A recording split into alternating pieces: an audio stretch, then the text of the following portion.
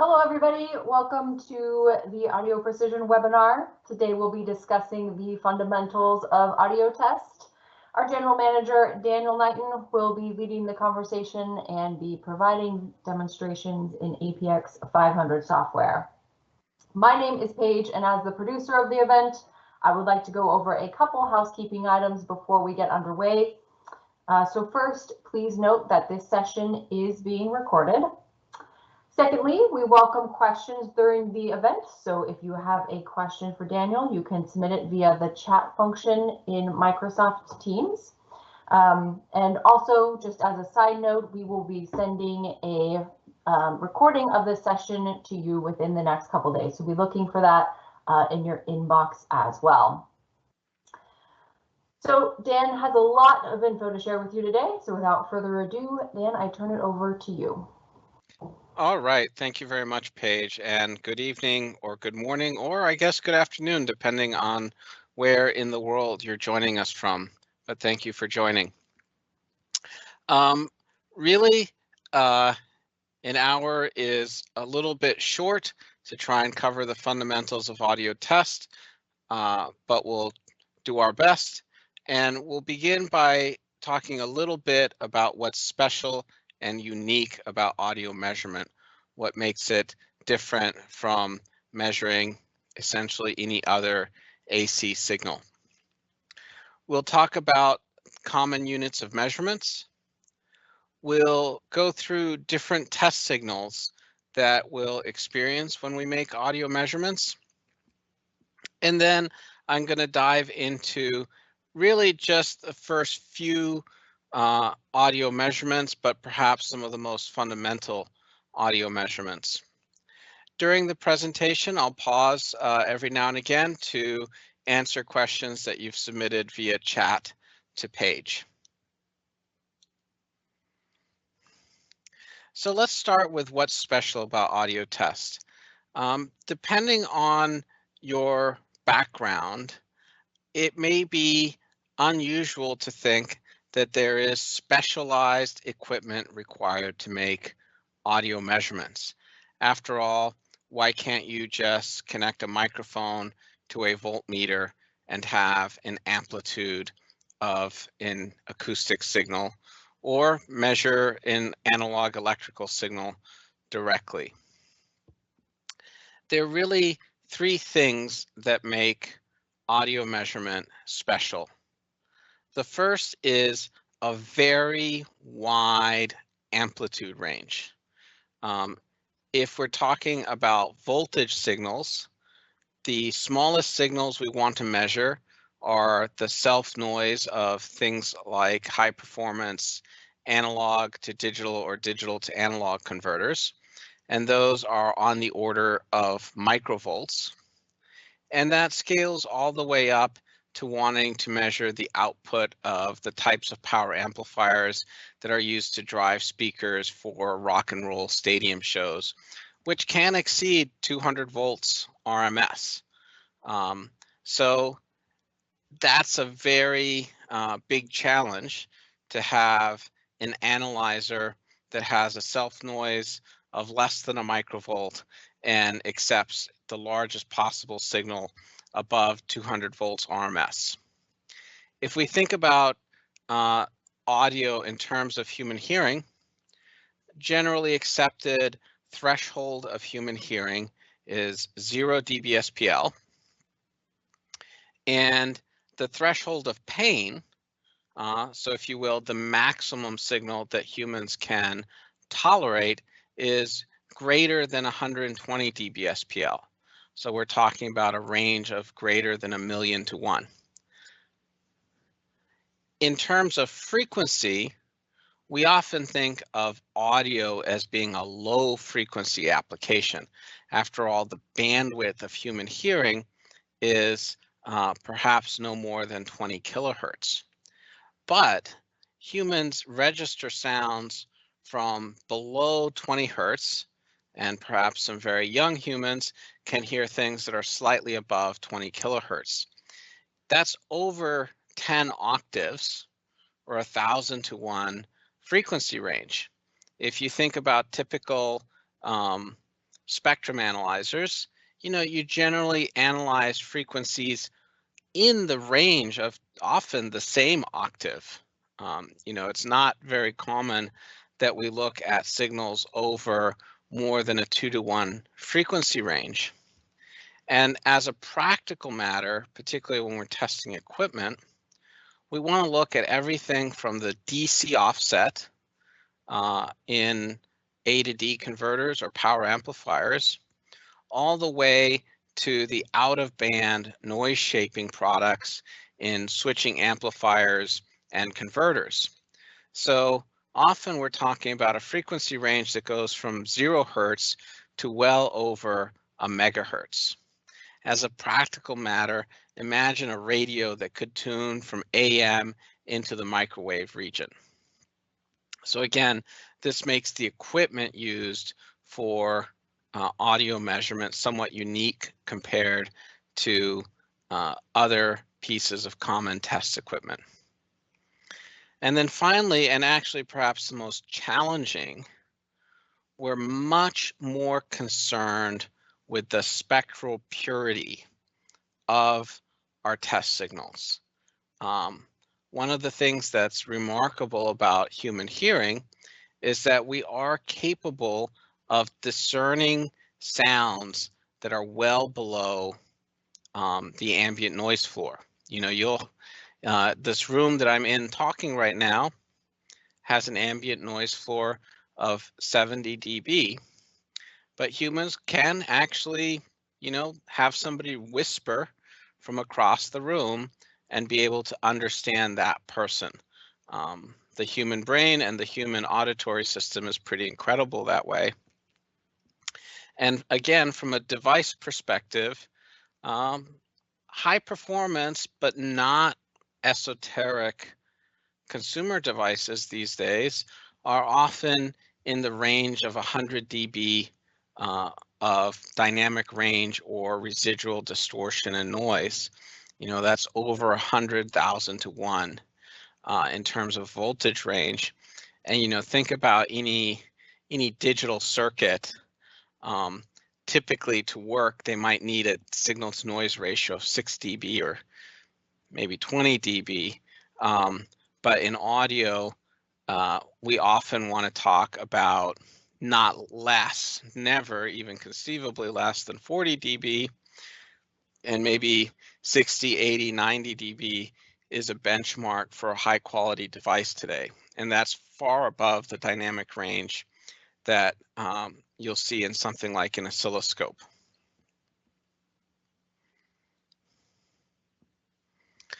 So as we talk about audio measurements, the most fundamental thing of all will be the units in which those measurements are expressed. So let's talk about some of the most common units and some of the most common gotchas or caveats to be aware of in those units. Depending on where you're coming to test and measurement from, probably the most common unit is either going to be volts or pascals. Starting with volts, the first thing I'd like to note is V by itself is ambiguous. If somebody says, I measured 2 volts, that by itself and without any context is not completely useful. In audio, we are most commonly talking about volts RMS, volts root mean square. This describes, if you will, the area under the curve or the average value of the AC signal. There's a term for this which I learned some time ago.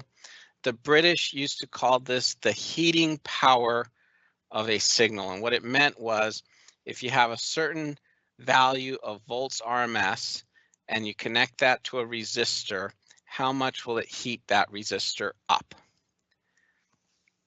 This is distinct from volts peak, which is the maximum instantaneous value of an AC signal. And finally, we distinguish that from volts DC, which is If we're looking at a DC signal, the only component, but very often we have AC signals or audio signals that are riding on top of a DC value. Humans cannot hear DC.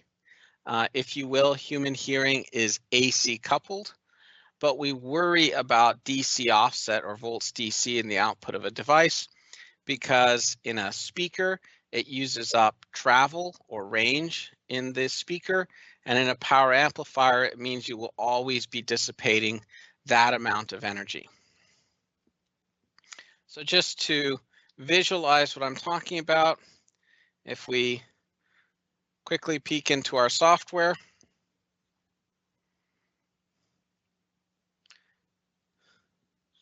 and I'll start by showing you an oscilloscope view. So this is a signal which is 1 volt RMS. And what you'll notice is the peak value of this signal is 1.41 volts. But if you will, the area under the sine wave is 1 volt. So that's where the 1 volt RMS comes from. Now, what you will sometimes see is volts peak to peak, which is literally from here to here, and that would just be twice the peak value, assuming it's a symmetric waveform.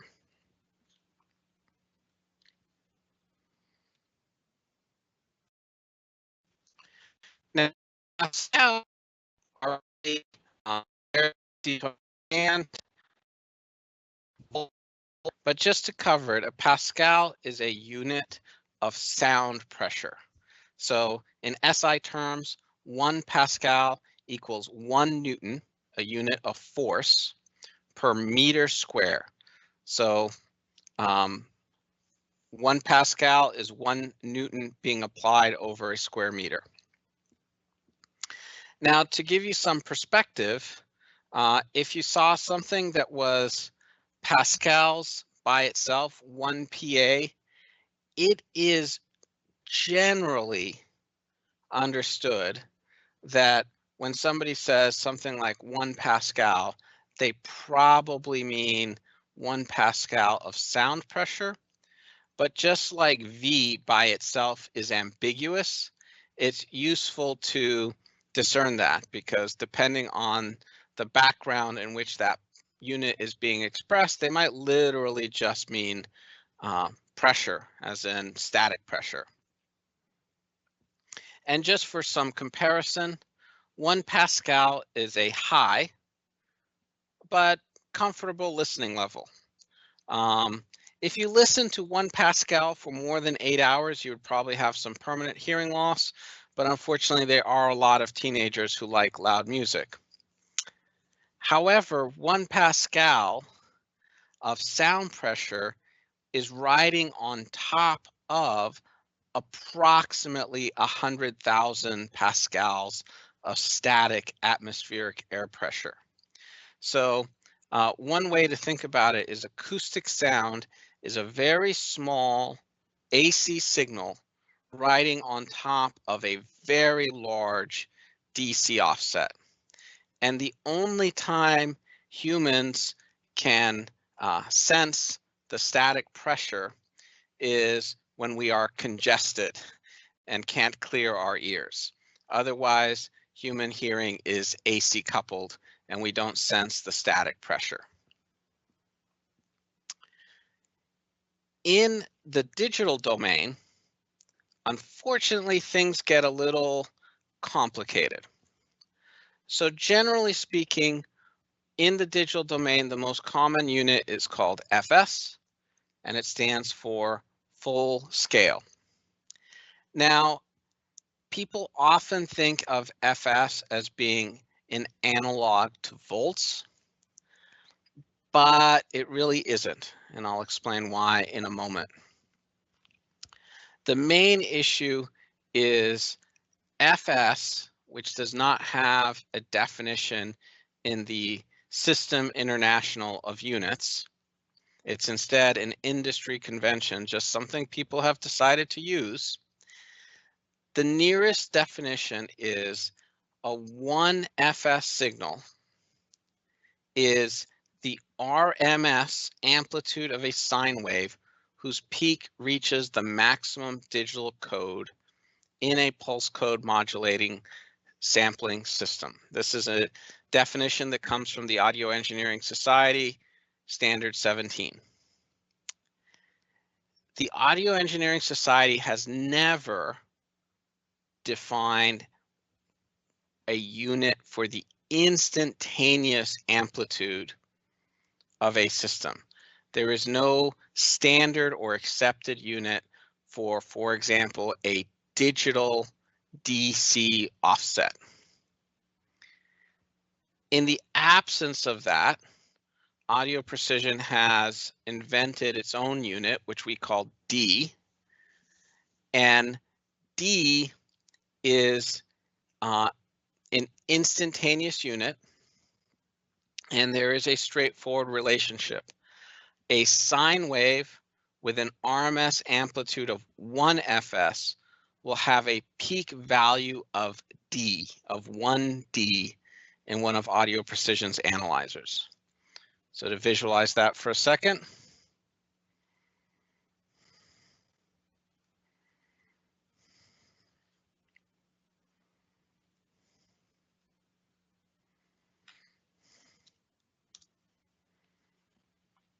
So here we're creating a sine wave which has an amplitude of 0 dBFS, or if you prefer 1 FS. And what you'll notice is the unit in our oscilloscope view, which provides the instantaneous time value of the waveform, peaks at 1D. So whereas with volts or pascals, the same underlying unit represents the signal both in its RMS or root mean square quantity or in its instantaneous value form. In the digital domain, we have two different units and they are not directly interchangeable.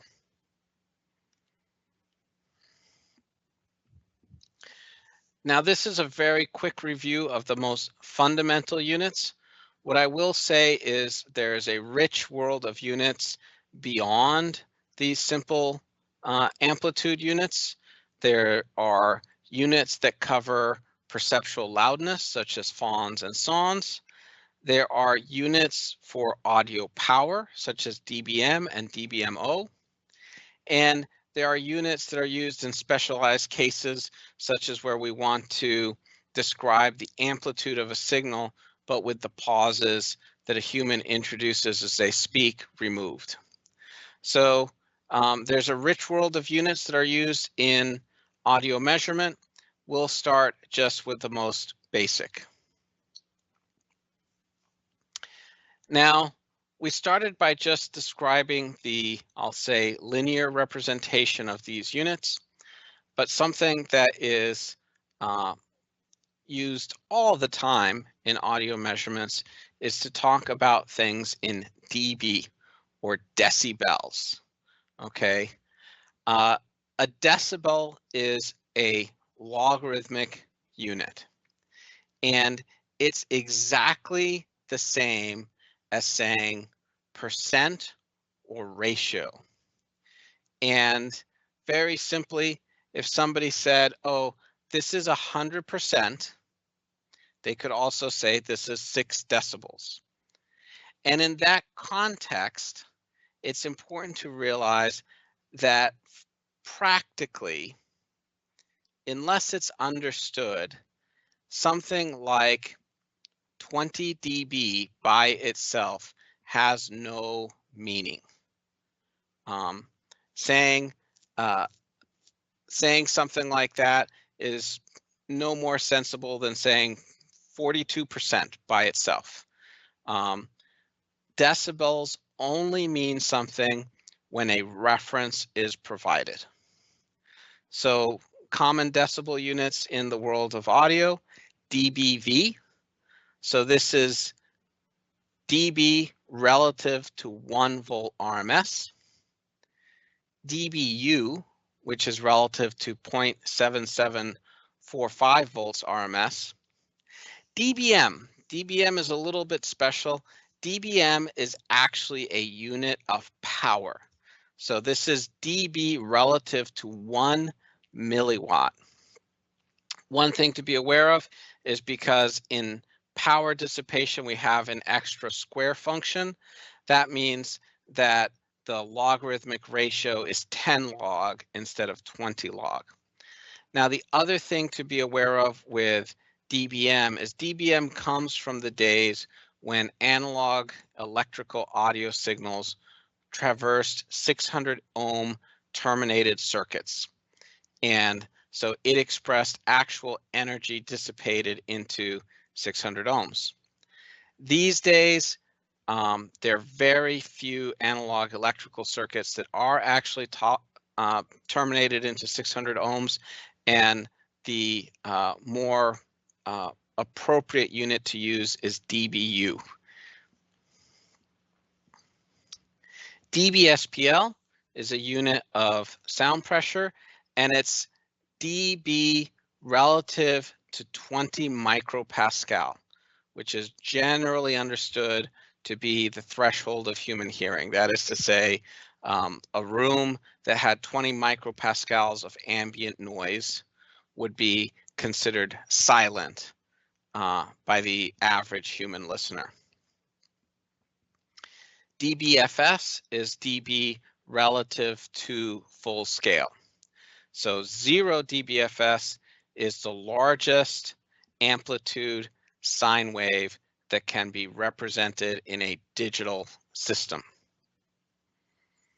Now, rather than doing the logarithmic math in your head, there are some shortcuts.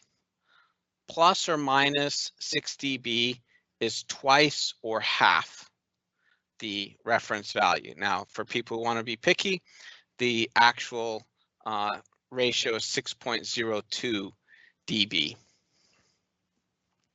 Plus or minus 10 dB is approximately plus or minus a third. And plus or minus 20 dB is 10 times or 1/10. Now these are for energy units, so dB volts. 6 dBV is 2 volts RMS. For watts, it's every 3 dB doubles, again because of that extra squaring function in V squared over I. So in terms of it, 1% of our reference value is equal to minus 40 dB. So this might be a good point to take a couple questions if any have come in, Paige. Yes, I've got a few questions for you here, Dan. So the first one is, actually I'm going to combine two questions about an SPCL filter.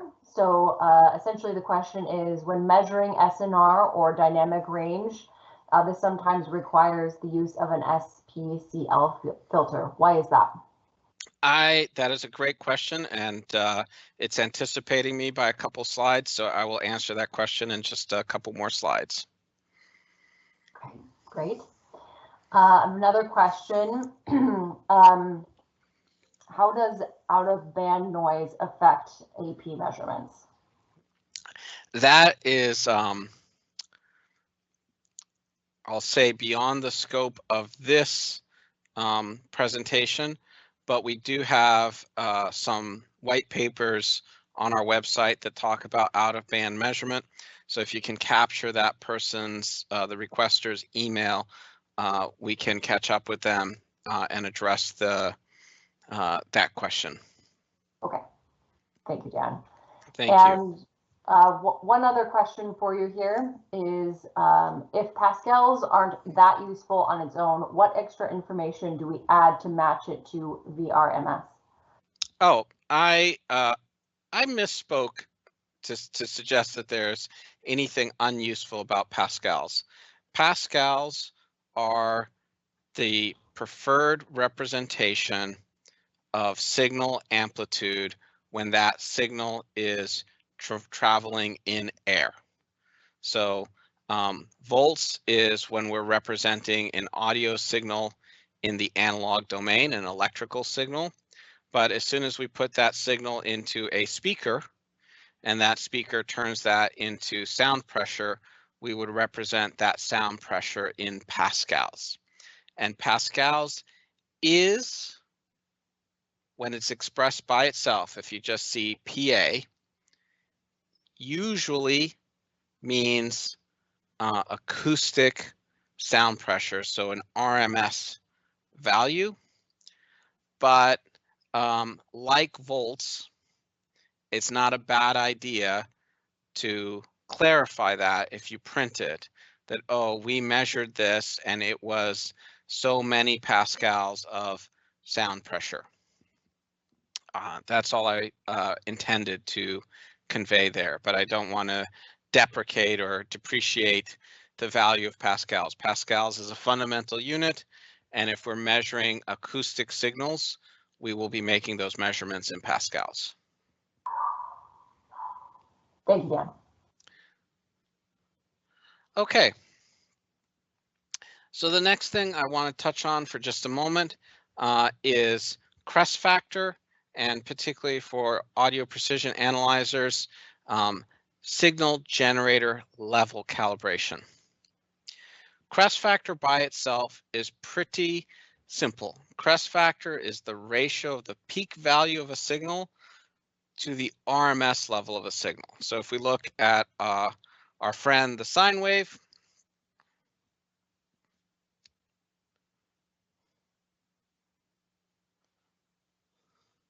if I generate a sine wave of 1 volt RMS, you'll notice that these peaks are actually reaching 1.414 volts peak. And so I divide one by the other. The crest factor of a sine wave is 1.414 or 3 dB, or for those of you who remember high school geometry, it's the square root of 2. A couple things to understand. A sine wave has the lowest crest factor of any signal that has all its energy at one frequency. And I'll return to that point in a moment. A square wave has a crest factor of 1. And that is the maximum RMS value you could get out of a system.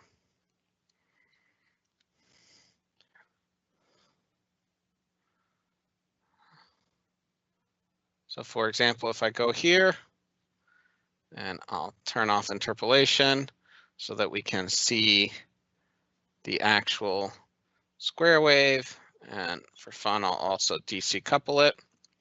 So now here we're generating a square wave, and I'll explain a little bit, but here I'm generating a square wave that has a peak value of 1 volt. And you'll notice it also has an RMS value of 1 volt. So that has a crest factor of 1. So nothing is going to have a crest factor lower than that. Everything is going to have a factor higher than that. And a sine wave is the signal that has the lowest crest factor and has all of its energy at one frequency.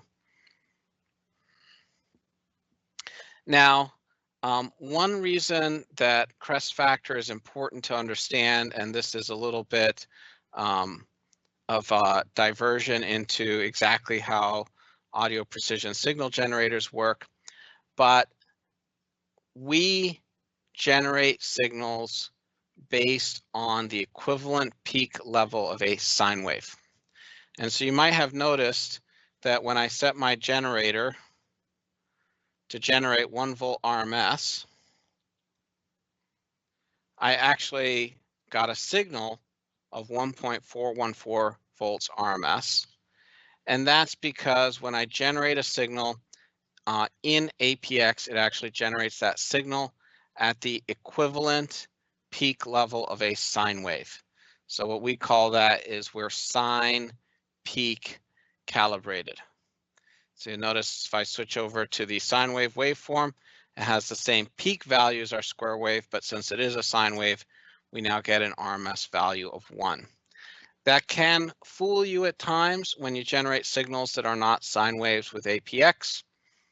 And we do have a blog post that talks about how you can make sure you set the signal generator level for the desired signal level when you're generating signals besides sine waves.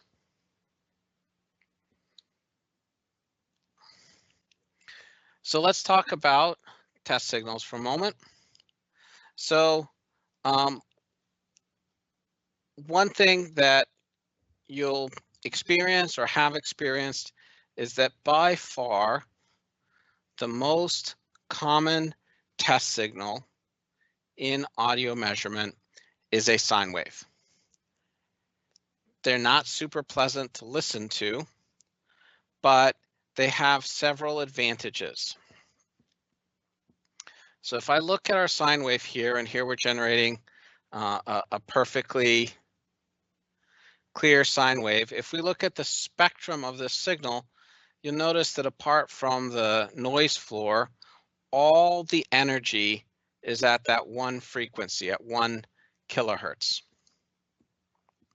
And one very simple advantage from a test and measurement perspective is if we put this signal into our device under test, everything that comes out of our device under test that is not at 1 kilohertz is some undesirable product. It's distortion, it's noise, it's alias products, it's hum, whatever it is, it's not something we want. And by putting in that pure test signal, it makes it easy to figure out what everything else is. If we put in other test signals, it's not as easy to separate the test signal from the noise and distortion in the output of the device under test. Now, frankly, another thing is that the sine wave has been the benchmark for making audio measurements since we've been making audio measurements, since mankind has been making audio measurements. And it's very useful to make new measurements and compare them to old measurements. Now, there are techniques that let us make measurements beyond the sine wave. So particularly for characterizing acoustic devices, a very common test signal these days is a continuous sweep or a log chirp, or you may have heard it called an exponential sine sweep. So this is a sine wave, but we sweep it continuously in frequency. The main advantages of this is it lets us get a very fast frequency response. Instead of manually tuning the signal generator at each frequency and plotting those results measurement by measurement, we can get a fully characterized device in potentially under a second, but practically not more than a couple seconds. One disadvantage of this technique that comes from the mathematical algorithm that underlies it is there's no noise result. So we can capture the fundamental frequency response and we can capture the distortion of the device, but we don't capture the THD plus N. There's another approach. We're still going to test with a sine wave, but what if we tested with all the sine waves at the same time? So there is the multi-tone technique, and this is literally we generate a bunch of sine waves simultaneously and we play them simultaneously. And we can capture the frequency response, the distortion, and the noise response of a device. But the results are a little complicated because we're capturing not just the harmonic response, but the intermodulation response caused by playing all those signals simultaneously. So there is a noise and distortion result. Unfortunately, it is not directly comparable to the results we get from a single tone sine wave. Finally, because we have more than one tone, the crest factor is much higher. And one way of describing that is whereas in a single tone, all the energy in our waveform is at a single frequency. In a multi-tone, the energy is going to be divided into the different tones. Now, particularly for acoustic measurements, say measurements in a room, perhaps tuning the speakers installed in your living room, it's actually quite common to use noise, just random noise. And we have two varieties that we'll most commonly see in the audio measurement world, and that's white noise. And white noise has a flat spectra in an FFT analyzer, and it has equal energy per frequency. And then we have pink noise. And the main advantage of pink noise is if you actually look at noise measurements in the real world, the natural world does not have flat noise with frequency. The natural world is actually dominated by low frequency noise. And what you generally see is a curve where the energy is equal per octave. And if we're looking at on a spectrum analyzer, we'd see a decrease of energy approximating 6 dB per octave.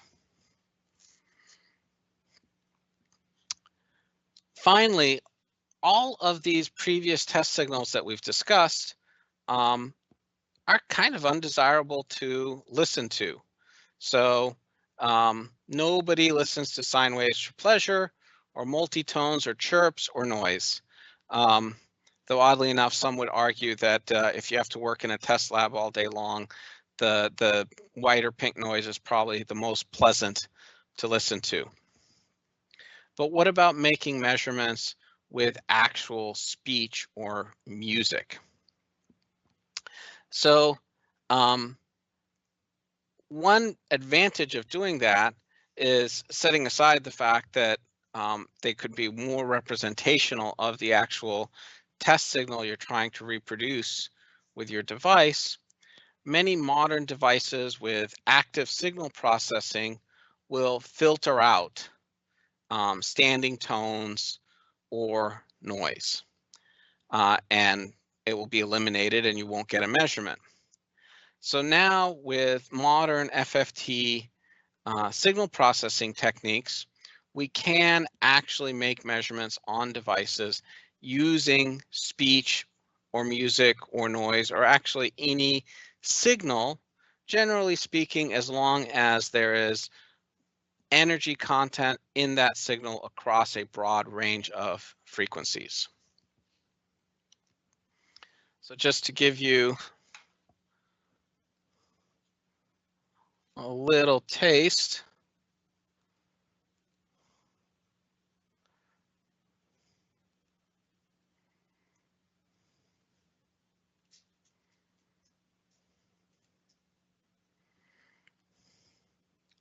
So of course,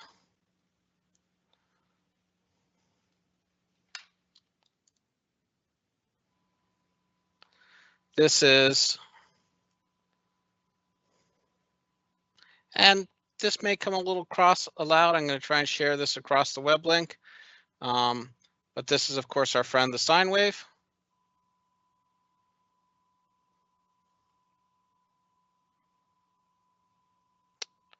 Well, I'm not sure if that is working. Doing this seminar online is a little bit of a challenge.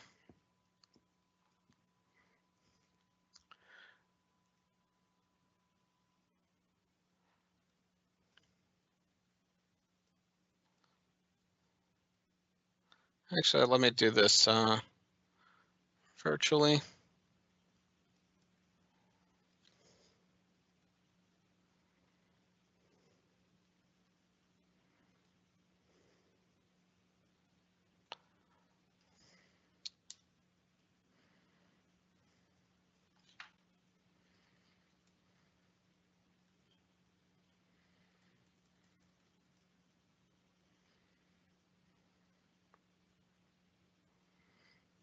Here's a spectrum of white noise, and of course you can't see it's somewhat random, but as the averages come in, you'll see that contract to a even distribution with frequency.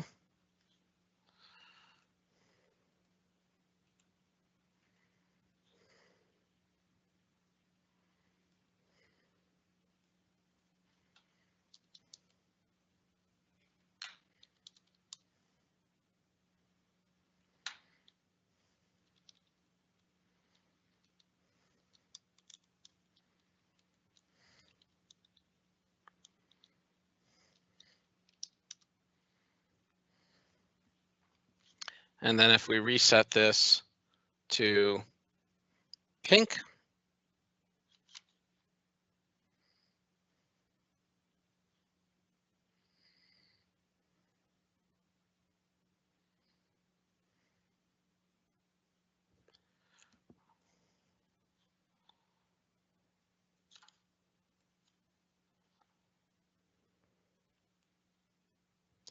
you'll see the 6 dB per octave slope in the pink noise. And then just for some perspective,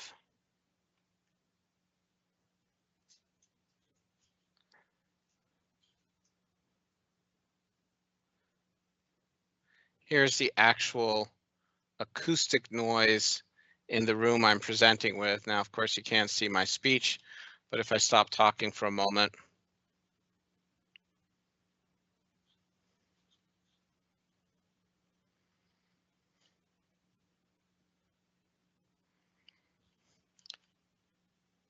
you can see the pink noise-like slope. And then just for fun,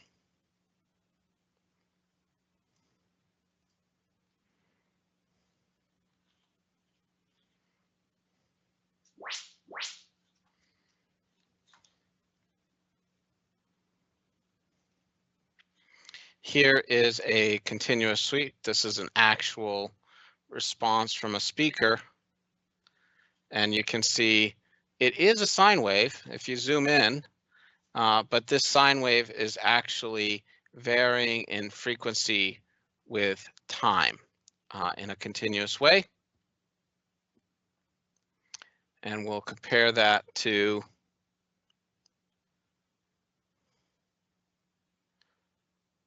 multitone.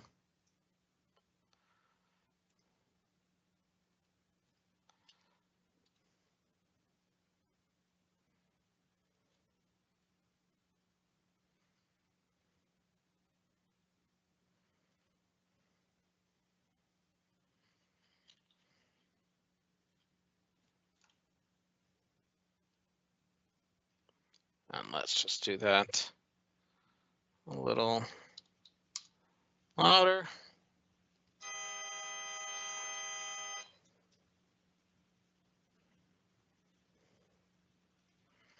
And that's what the acquired waveform looks like. It looks a bit like noise, but if we look at the spectrum, here we can see the peaks of each individual tone within the test signal.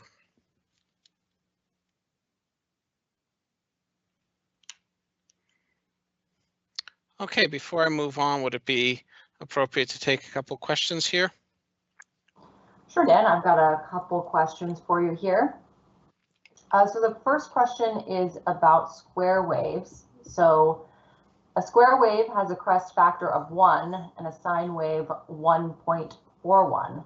How is the latter lower than the former? Sure. So we'll just return to this picture again.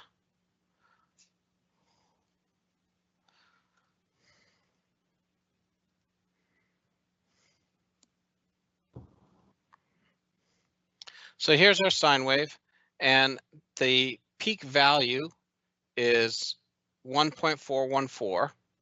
The RMS value is 1 volt.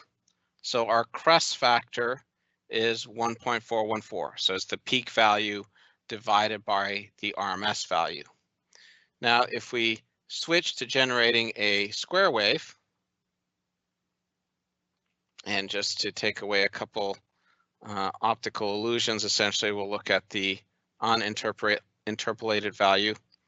You'll notice that this square wave has a peak value of 1.414, but now it has an RMS value of 1.414 as well. So 1.414 divided by 1.414 is 1.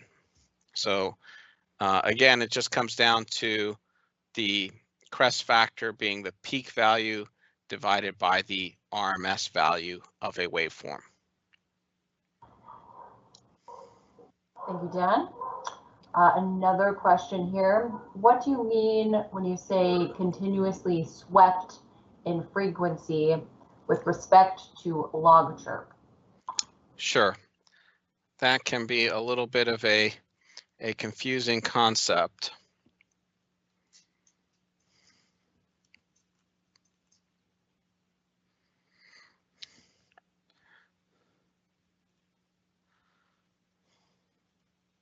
So let's just zoom in on the start of this waveform. So it might not immediately jump out at you, but here at 70 milliseconds, the frequency of the signal is lower than it is here at 140 milliseconds. You can see the distance between the sine waves is closing. The frequency is increasing. And what's interesting about a log chirp is that is increasing continuously. Every sample representing this waveform is at a different frequency than the previous one.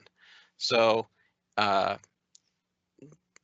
in the different types of sweeps, such as a classic step frequency sweep, the signal generator would actually dwell at each step, each fixed frequency for a period of time. It would be no different than if we generated a standing signal and manually incremented the frequency.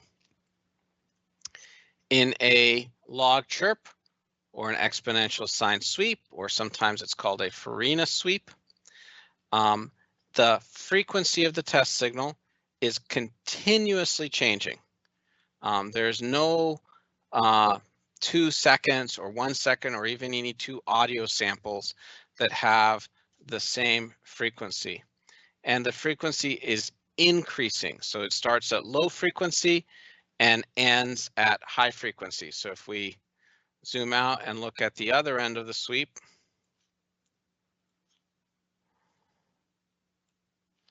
you can see now it's gotten very, very short, but it's actually still increasing in frequency right to the end of the sweep.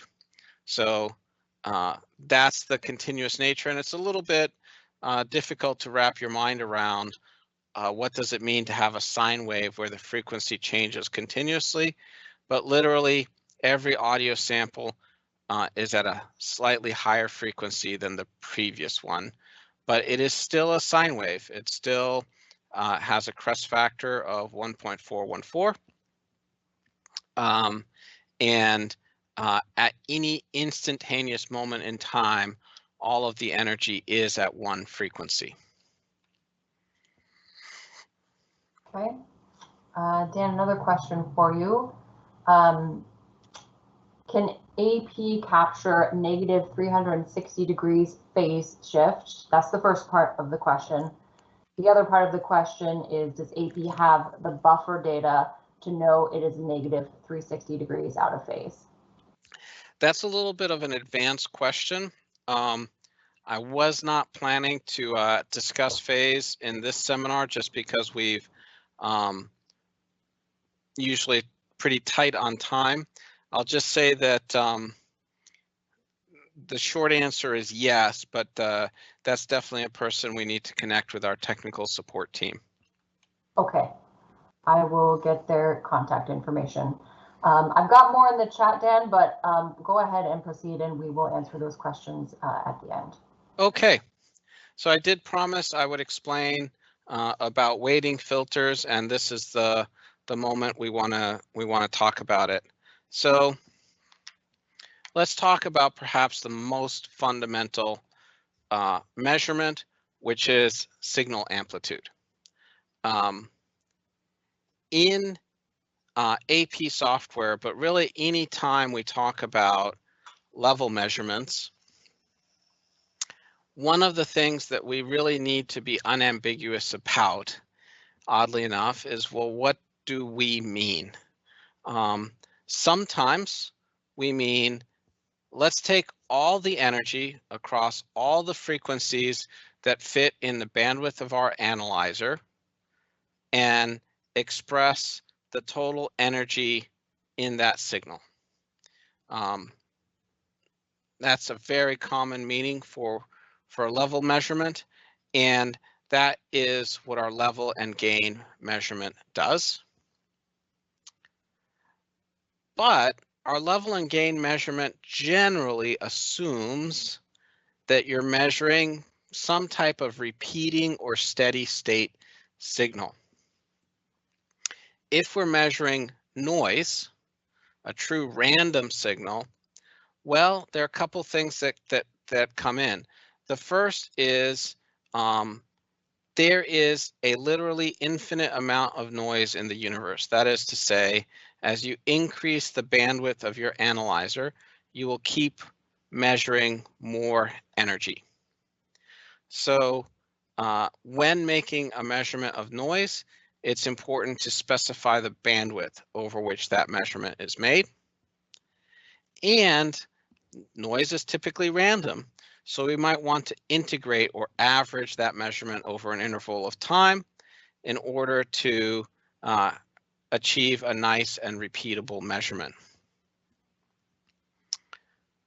Finally, exactly, we might want to apply a weighting filter to that signal.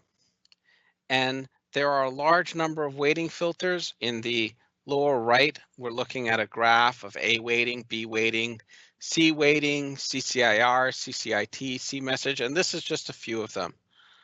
All these weighting filters are doing is emphasizing or de-emphasizing, so adding or subtracting gain at different frequencies to try and approximate the human hearing response to energy at different frequencies.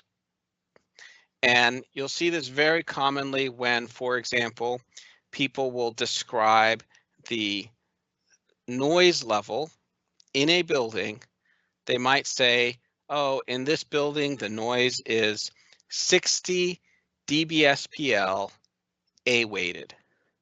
So in that case, they literally mean they made a amplitude measurement in that environment. That's dBSPL. But the noise was attenuated with an A weighting curve, which attenuates low frequency sounds and very high frequency sounds, and actually has a little gain in the mid-band because our hearing is actually sort of tuned for the center of sound in human speech. And that's a approximation, a way to provide a score, if you will, for noise that approximates how humans would perceive that loudness. And then finally, sometimes you want to make a level measurement, but over a very defined frequency range. And in that case, we would make a band pass level measurement. So let's take a look at all of these.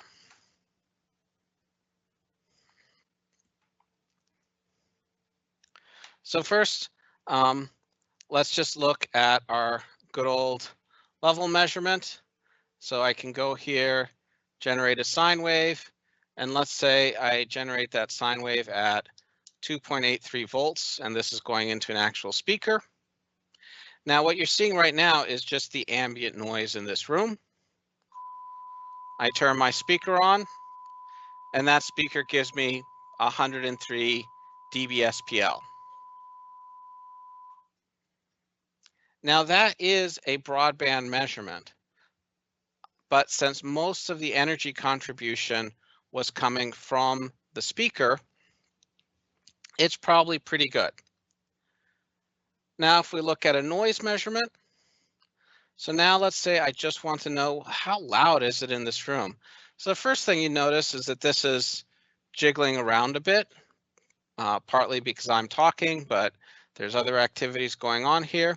So I might want to go into my advanced settings and set, say, a 2.5 second acquisition time. So this will integrate the measurements for 2.5 seconds at a time. And you notice we get a much steadier response.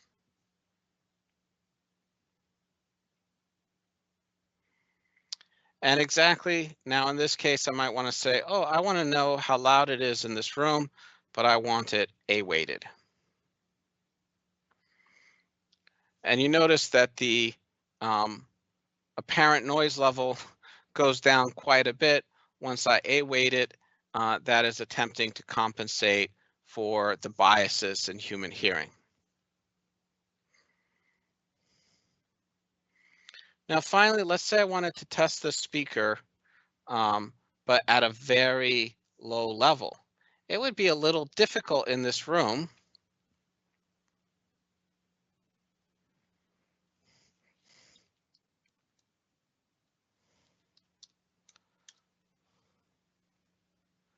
Because the speaker is going to be swamped by the room noise. If I look at my FFT spectrum, I can actually see a little spike here from the output of the speaker, but it's being swamped by all this other ambient noise.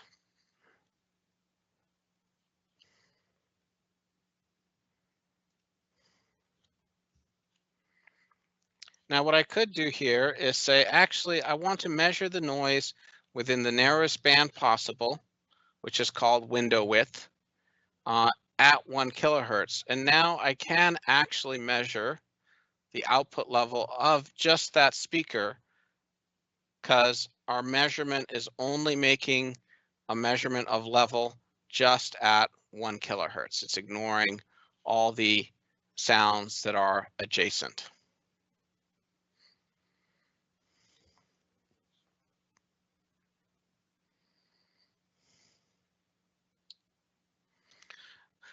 Okay, I realize we're running short of time, but I just want to cover one more very fundamental measurement, especially in the modern world, which is FFT spectrum analysis.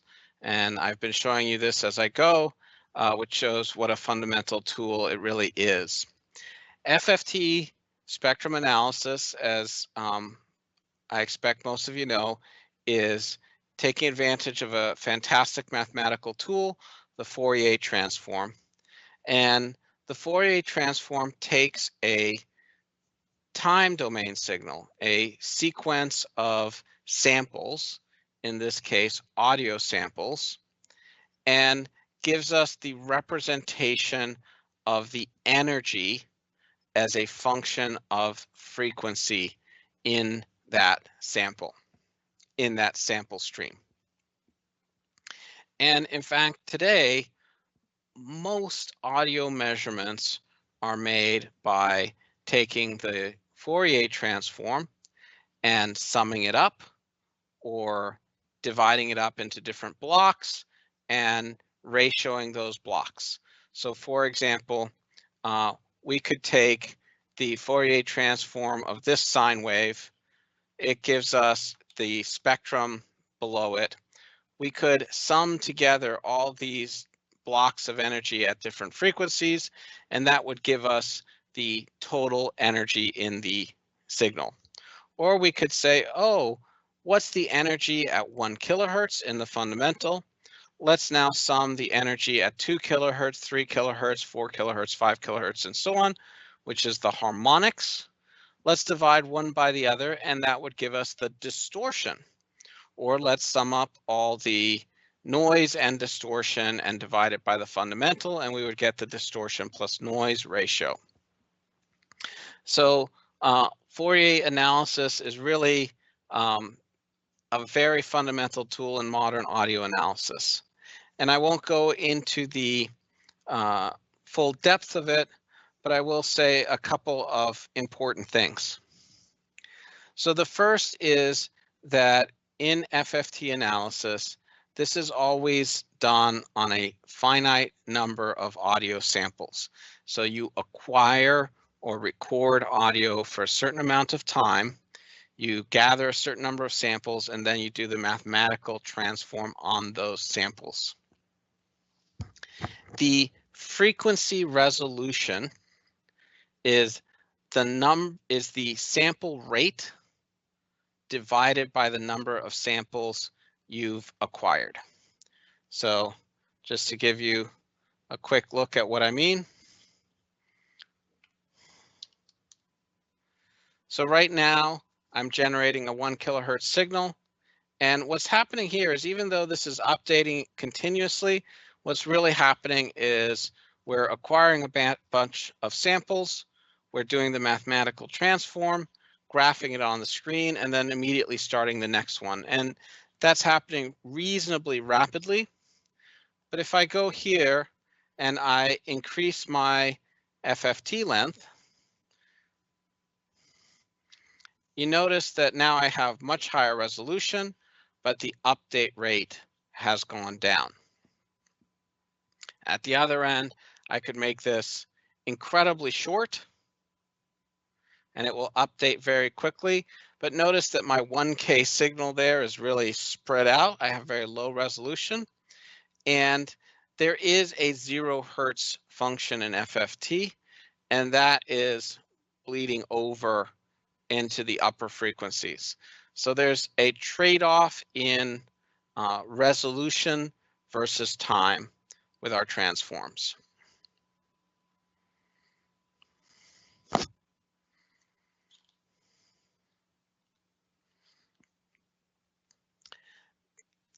There are a bunch of different ways in which we can represent the amplitude of the signals analyzed by FFT. By far the most common for audio is what I'll call RMS scaling, or what we call RMS scaling. The other one you will see is spectral density or noise density or amplitude spectral density. The key is this. As I increase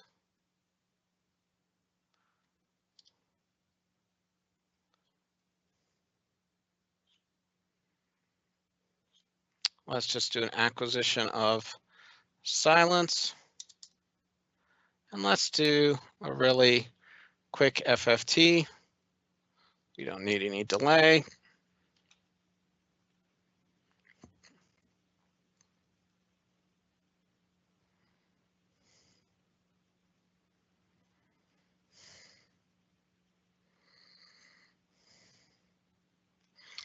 So here I did a really short FFT, and below it I did a much longer FFT, and you might say, well, did the noise go down? So this is an RMS scaled FFT, and the key is this: if I am measuring a coherent signal like a sine wave, they will both return the same amplitude. But if I'm measuring noise, the longer the RMS scaled FFT, the lower the amplitude of a sine wave. The lower the amplitude of the noise will appear to be. If I'm measuring noise, and here it's a little bit hard to see, and I use amplitude spectral density, you'll notice that they're sort of about the same amplitude, regardless of the length. The quick and dirty is this: If you're measuring coherent signals, or you want to extract the level amplitude of coherent signals, use RMS scaled FFTs. If you're looking at noise, use amplitude spectral density or spectral density scaled FFTs. Now, the other little detail is both forms of scaling converge when your resolution is 1 Hertz, which is a handy bit of trivia. And of course, what's lovely about an FFT is all the things that you can learn from an FFT. You know, if you have a poor THD plus N, you make that measurement, it doesn't really tell you, you'll just get a number. But if you do an FFT, you can begin to understand, oh, it's because the even harmonics are too high, or there's hum in my product, or any number of other things. Those will pop out of an FFT. Now, I do realize we've gone a little bit over our time, so I'll take this moment and we can just answer questions that have come up so far. Okay, thank you, Dan. So the first question is a rather broad question about pink noise. The question is, does pink noise have a crest factor? And if so, how does that work? Yes, all signals have a crest factor. And you know, let's just take a gander. We'll go ahead and generate some noise. Pink. Let's I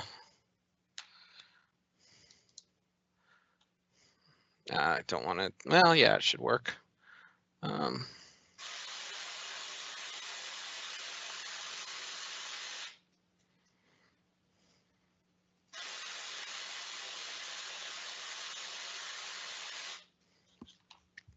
Okay, so first let's look at this in the time domain.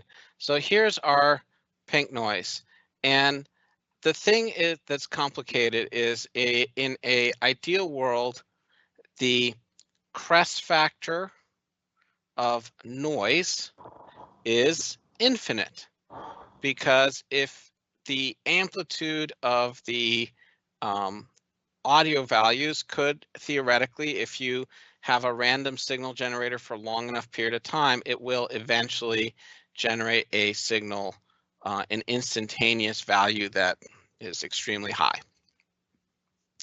In reality, we're generating these signals out of pseudo-random number generators, so there's a finite maximum positive amplitude, but it is quite high. And what you'll see in practice is that noise signals will have high crest factors. Now, sometimes people want to have a signal that has various qualities of a noise-like signal, that is to say, a distribution of energy over frequency that represents random noise, but they don't want a very high crest factor. So they'll apply limiters or compressors or other filtering techniques. But all signals have a crest factor. That one's easy to answer. And noise signals, by definition, will have the highest crest factors of all signal types. Thank you, Dan. Another question here. Why use a sweep signal instead of each sign frequency to perform THD and HOHD measurements? And what is the advantage of a sweep signal? So I assume the question relates to using a log chirp, and the answer is very simple. The answer is time. Log chirps or exponential sign sweeps allow us to derive those measurement results very rapidly, usually on the order of 10 times or more faster than a traditional step sign sweep. So I would say it's a practical or a pragmatic reason to do that. In terms of the measurements, there's no, you'll get the same measurement results. One will just be faster than the other. Thank you, Dan. One final question here. Is the sweep continuously accelerating in rate from low to high frequency, or is it a constant rate of low to high frequency? That's an excellent question. It is accelerating, and that's what the log in log chirp refers to. So there is an older technique that is a linear continuous sweep where the rate change of frequency with time is constant. The improvement that's been made since then is that mathematically, if you sweep continuously but accelerate at an exponential rate, there's some very interesting things that happen when you do the mathematical transform that allow you to extract the THD data. So it is, yes, and it's the log part in log chirp refers to the fact that it's an exponentially increasing rate of change in the frequency with time. Great, thanks, Dan.